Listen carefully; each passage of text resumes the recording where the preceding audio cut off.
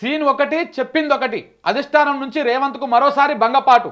ముఖ్యమంత్రి ప్రతిపాదనలను ఒప్పుకొని అధిష్టానం ఇద్దరి శాఖలపై కన్నేస్తే ఉల్టా ఆయన శాఖలకే ఎసురు. చిట్చాట్లతో అవమానాలని దాచేందుకు ఆపసోపాలు.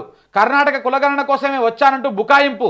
రాహుల్ ఖర్గే ముందు ప్రజెంటేషన్ ఇచ్చారన్న సీఎం.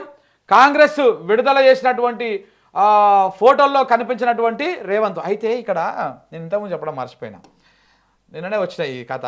అయితే రేవంత్ రెడ్డి గారు కేసీ వేణుగోపాల్ తోటి భేటీ అయ్యారు కదా. భేటీ అయినప్పుడు ఆయన ఏం చేసినంటే ABCD అని చెప్పేసి ఇట్లా గ్రేడ్లు పెట్టిండంట.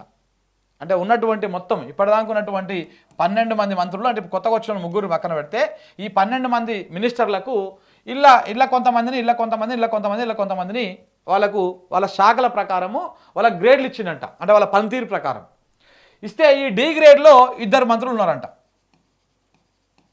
ఈ 2 మంత్రులు ఎవరంటే ఈయనకు ఎర్త్ పెట్టేటువంటి బ్యాచ్, ఈయనకు ఎవరికి రేవంత్ రెడ్డికి ఎర్త్ పెట్టేటువంటి బ్యాచ్.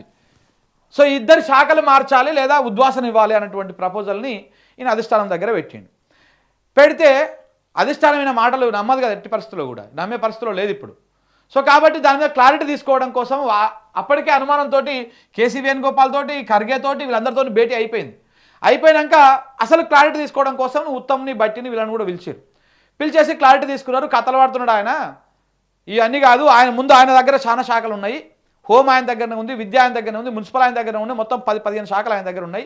అవన్నీ తీసుకురండి, ముందు అవన్నీ తీసేసేయండి అని చెప్పేసి కథ పెట్టేసరికి తోక ముడుచుకొని బయటికి వచ్చి ఇగో చిట్చాట్లు పెట్టుకొని టాపసోపాలు పడాడంట. ఇగో ఇది జరిగినటువంటి వ్యవహారం. ఇట్లా శాఖల మార్పు, కేటాయింపుల పైన ఎదురు దెబ్బ. ఇట్లా అయింది. చెప్పేది ఒకటి, చేసింది ఒకటి అన్నమాట కథ.